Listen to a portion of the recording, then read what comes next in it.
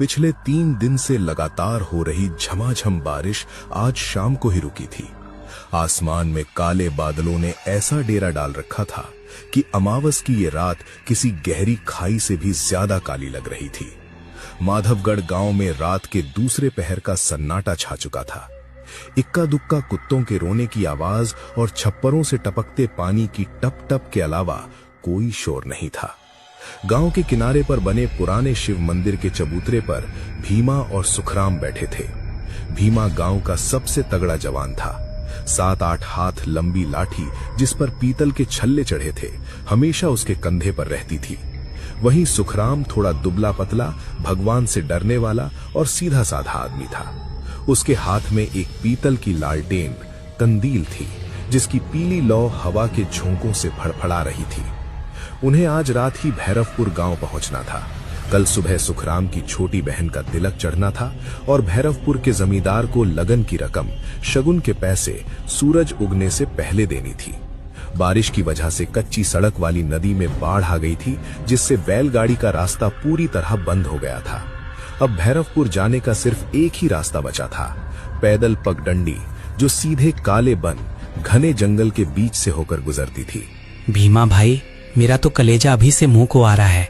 ये काला बन दिन के उजाले में भी आदमखोर लगता है और आज तो साक्षात अमावस की रात है। गांव के बड़े बूढ़े कहते हैं कि भादों की अमावस को जंगल में निराकार जाग उठते हैं। हम सुबह की पहली किरण फूटने का इंतजार क्यों नहीं कर लेते? अरे सुखराम, तू तो बिल्कुल औरतों की तरह छाती पीट रहा है। सुबह का इंतजार करेंगे तो लगन की मुहूर्त निकल जाएगी और बहन की शादी टूट गई तो क्या गांव वालों को मुंह दिखाएगा? रही बात भूत प्रेत की, तो इस भीमा की लाठी में इतना दम है कि किसी चुड़ैल का भी माथा फोड़ दे। तू बस मेरे पीछे पीछे लालटेन दिखाता चल। बजरंग बली का नाम लेंगे और 3 कोस का जंगल पार कर लेंगे। भीमा, जवानी का खून गर्म होता है पर इतना गुरूर ठीक नहीं। तुम लोग जिस काले बन में जाने की बात कर रहे हो वहां बरगद वाले जोहड़ तालाब के पास मत जाना, और अगर कोई पीछे से नाम लेकर पुकारे तो पलट कर मत देखना। आज से 20 साल पहले रामदीन की नई नवेली बहू उसी जंगल में डकैतों के हाथों मारी गई थी। उसे लाल जोड़े में उसी पुराने पीपल के पेड़ से बांध दिया गया था। कहते हैं उसकी रूह आज भी लाल जोड़े में उसी रास्ते पर भटकती है और अपने सुहाग को ढूंढती है। काका, आप तो और डरा रहे हैं। मेरे पास तो हनुमान चालीसा भी नहीं है। भीमा, मान जा मेरी बात, आज रात यही मंदिर में सो जाते हैं। काका, आपकी बात सिर माथे, हम सीधा रास्ता पकड़कर निकल जाएंगे। बहन का सवाल है, जाना तो पड़ेगा। सुखराम को खींचते हुए चल रे सुखराम, बहुत देर हो गई है।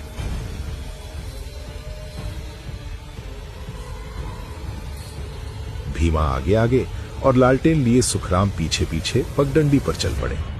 जैसे ही उन्होंने गांव की सीमा सिवान पार की और जंगल में कदम रखा, हवा का रुख एकदम बदल गया।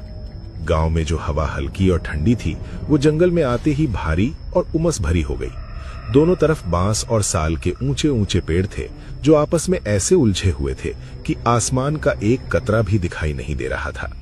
लालटेन की पीली रोशनी में पेड़ों की परछाइयां ऐसे नाच रही थीं जैसे कोई लंबे लंबे हाथों वाले दानव रास्ता रोककर खड़े हों। पैरों के नीचे कीचड़ और सड़े हुए पत्तों की चर मर आवाज गूंज रही थी। बरसाती मेंढकों की टर डर और झींगरों की आवाज इतनी तेज थी कि कानों के पर्दे फट जाएं। भीमा, तू लाठी कस के पकड़ना। मुझे तो हर पेड़ के पीछे कोई खड़ा हुआ दिख रहा है और ये उल्लू कैसे मनहूसों की तरह रो रहे हैं, हे राम रक्षा करना। सुखराम, तू हे राम जपने के अलावा अपना मुंह बंद रख। तेरे डरने की आवाज से असली में कोई जानवर आ जाएगा। बस सीधे देखता रहे। दोनों करीब 1 कोस का रास्ता तय कर चुके थे। अब वे जंगल के सबसे घने और पुराने हिस्से में थे। अचानक जंगल का शोर एकदम से बंद हो गया। मेंढक, झींगुर, उल्लू सब एक पल में खामोश हो गए। सन्नाटा इतना गहरा था कि सुखराम को अपने ही दिल के धड़कने की आवाज किसी ढोल जैसी सुनाई देने लगी। हवा बिल्कुल रुक गई। लालटेन की लौ जो अब तक हवा से हिल रही थी वो एकदम स्थिर हो गई, लेकिन उसकी रोशनी अजीब सी नीली पड़ने लगी। तभी कीचड़ और सड़े पत्तों की बदबू के बीच एक नई महक घुलने लगी। ये महक बहुत तेज और मीठी थी। ये चमेली के फूलों और ताजी जलाई गई लोबान या धूप की मिली जुली महक थी जो अक्सर नई दुल्हनों के कपड़ों से या सुहाग रात के कमरों से आती है। भीमा रुक जा भाई। तुझे ये खुशबू आ रही है? इतनी रात को इस बीहड़ जंगल में चमेली का इत्र कहाँ से आया? काका ने कहा था ना, वो लाल जोड़े वाली औरत। वहम है तेरा सुखराम, जंगल में जंगली फूल खिलते हैं, उसी की महक होगी। तू रुक क्यों गया? जल्दी पैर बढ़ा, यहाँ से निकलना होगा। भीमा ने अपनी आवाज में जो बहादुरी दिखाने की कोशिश की थी वो अब कमजोर पड़ रही थी। वे तेज तेज कदम बढ़ाने लगे। तभी उनके ठीक पीछे से एक आवाज आई। ये किसी भारी चांदी की पायल के बजने की आवाज थी। कोई बहुत ही नजाकत से छम छम करते हुए उनके पीछे चल रहा था। सुखराम के पैर वहीं जमीन में गड़ गए। उसकी रीढ़ की हड्डी से लेकर सिर के बालों तक एक बर्फ जैसी ठंडी लहर दौड़ गई। उसने कसकर अपनी आंखें बंद कर ली। भीमा, कोई पीछे आ रहा है। पायल की आवाज। भीमा, मैं एक कदम आगे नहीं बढ़ा सकता, मेरे पैर सुन्न हो गए हैं। पीछे मत देखना सुखराम, काका ने मना किया था। कोई नहीं है, बस हवा की आवाज है। मेरी धोती का कोना पकड़ और आंखें बंद करके चलता रहे। वे दोनों लगभग दौड़ने की हालत में आगे बढ़ने लगे, लेकिन पायल की आवाज वो उनके पीछे ही थी और अब वो आवाज तेज होती जा रही थी। छमा छम छम छम। ऐसा लग रहा था जैसे वो जो भी है वो उनके कदमों से कदम मिलाकर चल रही है। अगर ये तेज चलते तो आवाज तेज हो जाती, अगर ये धीमे होते तो पायल भी धीमी हो जाती। तभी जंगल के उस सन्नाटे को चीरती हुई एक औरत की रोने की आवाज गूंजी। ये रोना किसी साधारण इंसान का नहीं था, ये बहुत ही दर्दनाक, सुर में और रूह कंपा देने वाला रोना था।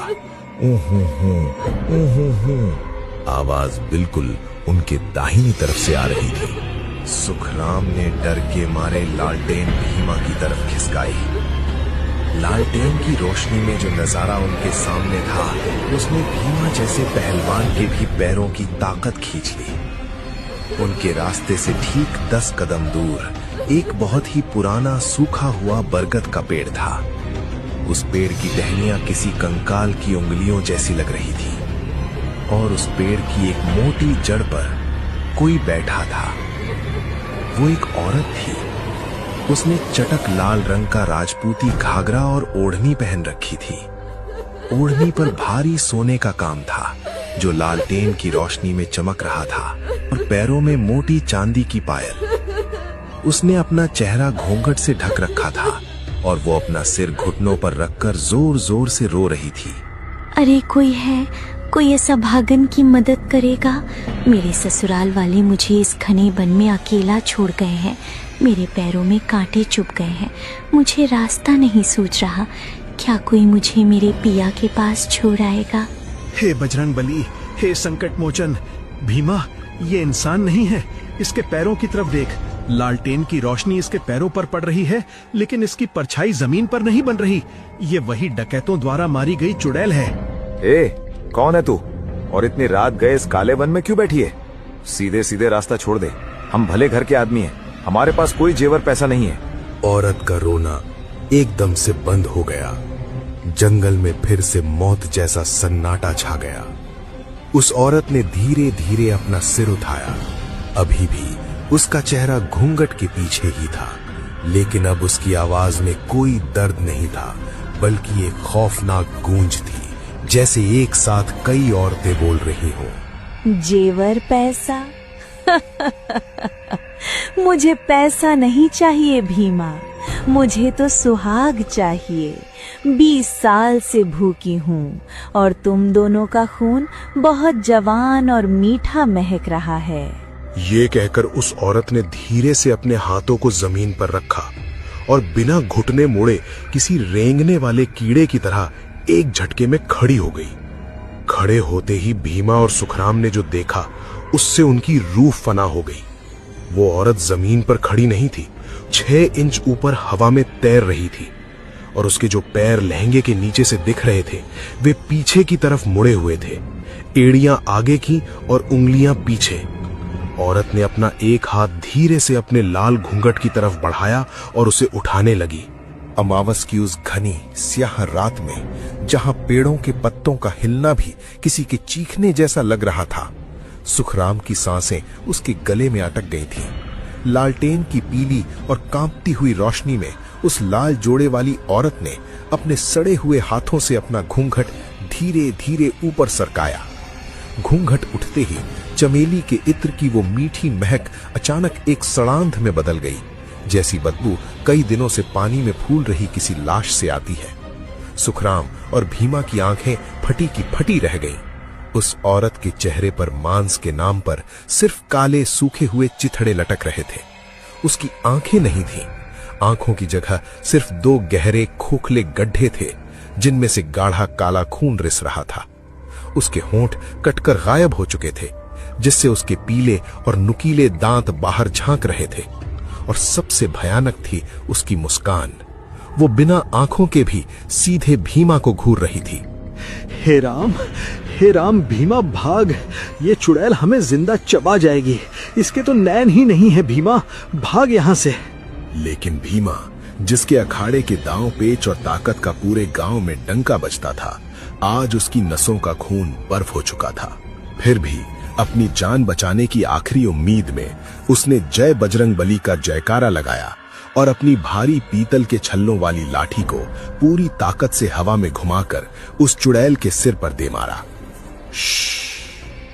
लाठी किसी ठोस चीज से टकराने के बजाय हवा को चीरती हुई आर पार निकल गई, जैसे वो औरत कोई शरीर नहीं बल्कि सिर्फ एक धुआं या परछाई हो। लाठी चलाएगा मुझ पर? इस काले वन में लोहे और लकड़ी का जोर नहीं चलता पहलवान। यहाँ सिर्फ मौत का राज है। 20 साल पहले मेरी हड्डियां भी इसी मिट्टी में गली थीं। आज तुम्हारी गलेंगी। सुखराम ने कांपते हाथों से कीचड़ में गिरी लालटेन उठाई और दोनों बेतहाशा बिना रास्ता देखे घनी झाड़ियों और कंटीले पेड़ों के बीच घुस गए। उनके पीछे पगडंडी पर पायल की छम छम और उस चुड़ैल की डरावनी हंसी गूंज रही थी। वे दोनों पागलों की तरह भाग रहे थे। बबूल के कांटे उनके पैरों और कपड़ों को चीर रहे थे। खून रिस रहा था, लेकिन दर्द का एहसास डर के आगे शून्य हो चुका था। बारिश के बाद जंगल की जमीन दलदल जैसी हो गई थी। हर कदम पर उनके पैर घुटनों तक कीचड़ में धंस रहे थे। भागते भागते उन्हें करीब आधा घंटा हो चुका था। सुखराम की छाती धौंकने की तरह चल रही थी। लालटेन का तेल कम हो रहा था और उसकी लौ अब बस टिमटिमा रही थी। अचानक भीमा एक बड़ी सी जड़ से टकराकर गिर पड़ा। सुखराम, रुक जा, जरा सांस लेने दे, फेफड़े फट जाएंगे। लगता है हम उस डायन से बहुत दूर आ गए हैं। आवाज आनी बंद हो गई है। हम रास्ता भटक गए हैं भीमा। मैंने कहा था सुबह चलेंगे, पर तुझे अपनी लाठी का बड़ा घमंड था। मेरी बहन का क्या होगा?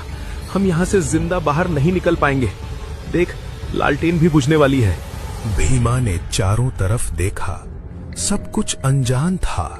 ऊंचे ऊंचे पेड़ों ने एक ऐसा जाल बुना था कि तारे भी नहीं दिख रहे थे। सन्नाटा फिर से छा गया था, लेकिन ये सन्नाटा सुकून देने वाला नहीं, बल्कि किसी बड़े तूफान से पहले की खामोशी थी। तभी उनके ठीक ऊपर के पेड़ से पत्ते गिरने की आवाज हुई। सर सर, जैसे कोई बहुत भारी चीज डालियों के बीच रेंग रही हो। दोनों ने एक साथ ऊपर देखा, लेकिन घुप अंधेरे में कुछ नजर नहीं आया। फिर हवा में एक जानी पहचानी आवाज गूंजी। भीमा, ओ भीमा, बेटा सुखराम, कहाँ हो तुम दोनों? मैं पुजारी दीनदयाल। मुझे चिंता हो रही थी तो मैं पीछे पीछे आ गया। मेरी लालटेन बुझ गई है। आवाज दो बेटा, कहाँ हो? पुजारी काका की आवाज सुनकर सुखराम की आंखों में चमक आ गई। उसे लगा जैसे भगवान ने उनकी सुन ली है। वो काका को पुकारने के लिए आगे बढ़ा, लेकिन भीमा ने झपटकर सुखराम का मुंह अपने भारी हाथ से दबा दिया। पागल हो गया है? काका बूढ़े हैं, वो रात में इतनी दूर जंगल में कैसे आ सकते हैं? और वो तो मंदिर में सो रहे थे। ये कोई छलावा है। वो डायन हमारी आवाज सुनना चाहती है। सुखराम ने सहम कर हामी भरी। तभी पेड़ के ऊपर से पुजारी काका की आवाज अचानक बदल गई। वो आवाज अब काका की नहीं, बल्कि उसी चुड़ैल की थी, जो अब बिल्कुल उनके सिर के ऊपर वाले पेड़ की डाली पर बैठी थी। बहुत समझदार हो गया है पहलवान, लेकिन तुम मेरे बिछाए हुए जाल से नहीं बच सकते। जरा अपनी लालटेन की रोशनी आगे करके देखो, तुम कहाँ पहुँच गए हो? सुखराम ने कांपते हाथों से लालटेन को थोड़ा ऊपर उठाया। पीली और कमजोर रोशनी जैसे ही आगे पड़ी, सामने का नजारा देखकर दोनों के पैरों तले जमीन खिसक गई।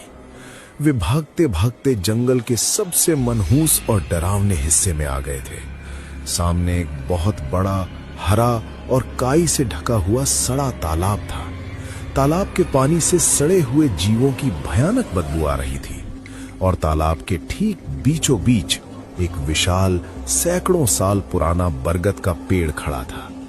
उस बरगद की जटाएं किसी फांसी के फंदे की तरह पानी को छू रही थी। ये वही बरगद वाला जोहड़ था जहां जाने से पुजारी दीनदयाल काका ने उन्हें सख्त मना किया था। ये वही जगह थी जहां 20 साल पहले उस नई नवेली दुल्हन को डकैतों ने पेड़ से बांधकर मार डाला था। भीमा, हम मर गए। ये तो बरगद वाला जोहड़ है। हम भागकर उसी डायन के घर में आ गए। हे भगवान, मेरी माँ, मेरी बहन, मुझे बचा लो। तभी लालटेन की लौ तेजी से फड़फड़ाई और एक झटके में बुझ गई। चारों तरफ सिर्फ और सिर्फ घना, अंधा कर देने वाला अंधेरा छा गया। सुखराम की चीख भी उस अंधेरे में घुट कर रह गई। अचानक जोहड़ के सड़े हुए पानी में कुछ बुलबुले उठने लगे। भड़ भड़ भड़। पूरे तालाब पर लाल और नीले रंग के हजारों जुगनू मंडराने लगे, जिससे वहां एक अजीब सी डरावनी नीली रोशनी फैल गई। उस नीली रोशनी में भीमा ने जो देखा, उससे उसका पहलवानों वाला सीना भी खौफ से सिकुड़ गया। जोहड़ के पानी से वो औरत धीरे धीरे बाहर निकल रही थी। उसका लाल लहंगा पानी से भीगकर शरीर से चिपका हुआ था। उसके उल्टे पैर पानी की सतह पर ऐसे चल रहे थे जैसे जमीन पर चल रहे हों। उसके हाथ में एक पुरानी जंग लगी दराती थी जिससे टप टप खून गिर रहा था। सुखराम, पीछे हट। आज या तो ये डायन बचेगी या भीमा पहलवान। तू यहाँ से उल्टे पैर भाग जा। अगर मैं ना बचूं तो मेरी माँ को कह देना कि उसका बेटा पीठ दिखाकर नहीं मरा। तेरी माँ को रोने के लिए तेरी लाश तक नहीं मिलेगी भीमा। आज तेरे खून से मैं अपने सुहाग की प्यास बुझाऊंगी। चुड़ैल ने एक भयानक चीख मारी जो इतनी तेज थी कि बरगद के पेड़ से सैकड़ों चमगादड़ फड़फड़ाते हुए उड़ गए। वो हवा में उछली और सीधे भीमा की तरफ झपटी। भीमा ने अपनी लाठी से उस पर वार करना चाहा, लेकिन चुड़ैल की रफ्तार हवा से भी तेज थी। उसने भीमा की लाठी को अपने एक सड़े हुए हाथ से पकड़ लिया और इतनी जोर से झटका दिया कि भीमा हवा में उछलता हुआ सीधा उस पुराने बरगद के पेड़ के मोटे तने से जा टकराया। धड़ाम। भीमा के सिर से खून की धार फूट पड़ी। उसकी आंखों के आगे अंधेरा छाने लगा। उसकी लाठी, जो उसका सबसे बड़ा अभिमान थी, 2 टुकड़ों में टूटकर कीचड़ में गिर चुकी थी। सुखराम ये सब देखकर पत्थर की मूरत बन गया था। उसके मुंह से आवाज तक नहीं निकल रही थी। उसने देखा कि चुड़ैल धीरे धीरे रेंगते हुए घायल भीमा की तरफ बढ़ रही है। तो नाखून उठाने की इच्छा थी ना? गरम खून, बहुत मीठा। अब तू हमेशा के लिए मेरा गुलाम बनकर इसी जोहड़ में रहेगा। चुड़ैल ने अपने दोनों हाथों से भीमा की गर्दन पकड़ ली और उसके नाखूनों ने भीमा के मांस को चीरना शुरू कर दिया। भीमा दर्द से तड़प रहा था। उसकी सांसें उखड़ने लगी थीं। सुखराम, जो अब तक डर के मारे मरा जा रहा था, उसे अचानक अपनी बहन का चेहरा याद आया। अगर भीमा मर गया तो सुखराम को भी ये चुड़ैल जिंदा नहीं छोड़ेगी, और अगर वो मर गया तो उसकी बहन की बारात कल दरवाजे से वापस लौट जाएगी। उस सीधी साधी डरपोक सुखराम के अंदर अचानक एक अजीब सा पागलपन सवार हुआ। उसने कीचड़ में हाथ मारा। उसके हाथ में लालटेन का टूटा हुआ नुकीला शीशा आ गया। उसने शीशे को मुट्ठी में कसा। अमावस की उस काली रात में, जहां पेड़ों के साये भी मौत का पैगाम दे रहे थे, सुखराम के अंदर का सारा डर एक अजीब से पागलपन में बदल चुका था। जिस सुखराम को अंधेरे कमरे में जाने से भी पसीना आता था, आज वो लालटेन का एक नुकीला, खून से सना हुआ शीशा मुट्ठी में भींचे उस भयानक डायन की तरफ दौड़ पड़ा था। उसकी मुट्ठी कट चुकी थी और खून की बूंदें टप टप कीचड़ में गिर रही थीं, लेकिन उसे अब कोई दर्द महसूस नहीं हो रहा था। उसे बस अपनी छोटी बहन का चेहरा दिखाई दे रहा था, जिसकी बारात अगर कल लौट गई तो उसके बूढ़े माँ बाप जीते जी मर जाएंगे। छोड़ दे मेरे भाई को डायन, उसे छोड़ दे। मैं तुझे जिंदा नहीं गाड़ दूंगा तो मेरा नाम सुखराम नहीं, जय बजरंगबली। सुखराम ने छलांग लगाई और उस टूटे हुए शीशे को पूरी ताकत से चुड़ैल की पीठ में घोंपना चाहा, लेकिन जैसे ही शीशा चुड़ैल के लाल जोड़े से टकराया, सुखराम को ऐसा लगा जैसे उसने किसी ठंडी बर्फ की चट्टान पर मुक्का मार दिया हो। शीशा छिटक कर दूर गिर गया और सुखराम के हाथ में भयंकर झंझनाहट दौड़ गई। चुड़ैल ने भीमा की गर्दन छोड़ी और अपनी उल्टी मुड़ी हुई गर्दन को एक झटके से सुखराम की तरफ घुमाया। उसकी आंखों के उन खौफनाक गड्ढों से रिसता हुआ काला खून अब और तेज हो गया था। मूर्ख इंसान, लोहे और शीशे से मुझे मारेगा? मैं कोई जिस्म नहीं, मैं तो इस जौहर की प्यासी रूह हूँ। तू भी आ, तेरा खून इस पहलवान से ज्यादा उबल रहा है। पहले तेरा ही कलेजा चीरती हूँ। हे राम, हे संकट मोचन, कोई तो रास्ता दिखाओ। मैं हार गया भगवान, मेरी बहन का सुहाग उजड़ जाएगा। तभी सुखराम का हाथ कीचड़ में पीछे जाते हुए उसकी अपनी ही सदरी अंदरूनी जेब पर पड़ा। जेब के अंदर कुछ कड़क सा महसूस हुआ। सुखराम का माथा ठनका। वो लगन की पत्रिका था, शगुन का लिफाफा। गांव से निकलते समय दीनदयाल काका ने शिव मंदिर की भभूत, साबुत हल्दी की गांठ और सिंदूर उस शगुन के लिफाफे पर लगाया था और उसे लाल कलावे मौली के धागे से बांधा था। काका ने कहा था कि इसमें साक्षात भगवान का आशीर्वाद और देवी का सुहाग है। सुखराम को समझ आ गया कि जिस सुहाग की भूख इस चुड़ैल को 20 साल से है, उसे लोहे या लाठी से नहीं बल्कि देवी के पवित्र सुहाग, सिंदूर और भभूत से ही जलाया जा सकता है। चुड़ैल सुखराम के बिल्कुल करीब आ चुकी थी। उसके सड़े हुए हाथों के लंबे और काले नाखून सुखराम की आंखों को नोचने के लिए आगे बढ़े। हे राम, हे संकट मोचन, कोई तो रास्ता दिखाओ। मैं हार गया भगवान, मेरी बहन का सुहाग उजड़ जाएगा। जय हनुमान ज्ञान गुण सागर, जय कपीसति लोक उजागर। हनुमान चालीसा की ये पहली चौपाई सुनते ही चुड़ैल के शरीर में एक तेज कंपन हुआ। वो एक पल के लिए पीछे हटी और उसने अपने दोनों हाथों से अपने कान ढक लिए।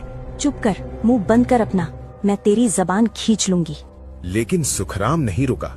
उसने फुर्ती से अपनी जेब से वो शगुन का लिफाफा निकाला। उस लिफाफे पर मंदिर का लाल सिंदूर और पीली हल्दी लगी थी, जिसे देखकर चुड़ैल की आंखों के गड्ढों से काला धुआं उठने लगा। पवित्र चीजों की गंध से वो तड़पने लगी। तुझे सुहाग चाहिए था ना डायन, तो ले शिव पार्वती का सुहाग। राम दूत अतुलित बल धामा, अंजनी पुत्र पवन सुत नामा। सुखराम ने अपनी पूरी ताकत का पवित्र लिफाफा, जिस पर सिंदूर और भभूत लगी थी, सीधे उस चुड़ैल के चेहरे, जहां माथा होना चाहिए था, पर दे मारा। भबक! जैसे ही सिंदूर और भभूत उस डायन के साए से टकराए, एक जोरदार धमाका हुआ। ऐसा लगा जैसे किसी ने सूखे बारूद के ढेर में मशाल फेंक दी हो।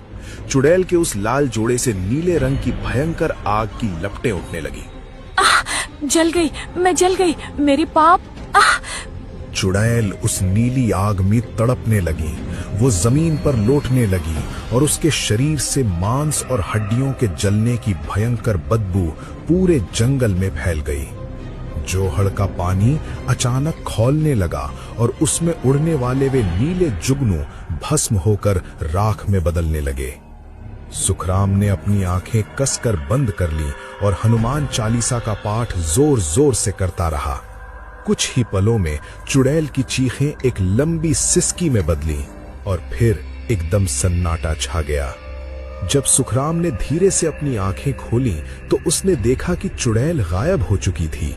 वहां कीचड़ में सिर्फ एक पुराना सड़ा हुआ लाल जोड़ा और टूटी हुई चांदी की पायलें पड़ी थीं, जिनमें से सफेद धुआं निकल रहा था। वो मनहूस जोहड़ जो अभी तक खौल रहा था, अब एकदम शांत और साधारण सड़े हुए तालाब जैसा लग रहा था। बरगद वाले जोहड़ का 20 साल पुराना श्राप आज सुखराम की आस्था और हिम्मत ने तोड़ दिया था। हे भगवान, तेरा लाख लाख शुक्र है, तूने आज 2 गरीब घरों की लाज रख ली। तभी उसे भीमा की याद आई। वो लड़खड़ाता हुआ बरगद के पेड़ के पास गया। भीमा बेहोश था, उसके सिर से खून बहकर जम चुका था, लेकिन उसकी सांसें चल रही थीं। उसने जोहड़ का थोड़ा सा पानी भीमा के मुंह पर मारा। भीमा ने कराहते हुए आंखें खोली। सुखराम, वो डायन कहाँ गई? मैं जिंदा हूँ क्या? तू जिंदा है मेरे भाई, और वो डायन हमेशा के लिए इस मिट्टी में दफन हो गई। बजरंग बली ने हमें बचा लिया। अब जल्दी उठ, मेरी बहन के ससुराल वालों के गांव का सिवान यानी सीमा पास ही है। हमें ये जंगल पार करना होगा। भीमा, जिसके शरीर में सैकड़ों अखाड़ों की ताकत थी, आज एक छोटे और दुबले पतले सुखराम के सहारे खड़ा था। उसकी लाठी टूट चुकी थी और उसके साथ ही उसका घमंड भी टूट गया था। रास्ता बहुत लंबा और तकलीफदेह था। हर कदम पर सुखराम की पसलियां दर्द कर रही थीं, लेकिन उसके अंदर अब कोई डर नहीं था। चलते चलते करीब एक पहर और बीत गया। पेड़ों का घना जाल अब थोड़ा कम होने लगा था। हवा में जो सड़ांध थी, उसकी जगह अब गीली मिट्टी और ताजे पत्तों की भीनी भीनी महक ने ले ली थी। अचानक दूर से एक आवाज उनके कानों में पड़ी। ये किसी गांव के मुर्गे की बांग थी। सुखराम ने सामने देखा। पेड़ों के बीच से आसमान का रंग अब काला नहीं, बल्कि हल्का सिलेटी और सिंदूरी हो रहा था नजर आ रहे थे। सुखराम, आज तूने मुझे जो जिंदगी दी है, ये भीमा उम्र भर तेरा एहसान नहीं भूलेगा। मैं अपनी झूठी ताकत पर गुरूर करता था, लेकिन आज मुझे समझ आ गया कि असली ताकत शरीर में नहीं, दिल और ईमान में होती है। तूने आज ना सिर्फ मेरी जान बचाई, बल्कि अपनी बहन का शगुन भी बचा लिया। एहसान कैसा भीमा भाई, हम गांव वाले एक दूसरे की ढाल होते हैं। और वैसे भी जब नीयत साफ हो और साथ में भगवान का नाम हो, तो बड़े से बड़ा निराकार भी बाल बाका नहीं कर सकता। चल, सामने जमींदार जी की हवेली है। सूरज पूरी तरह निकलने से पहले लगन चढ़ा दे।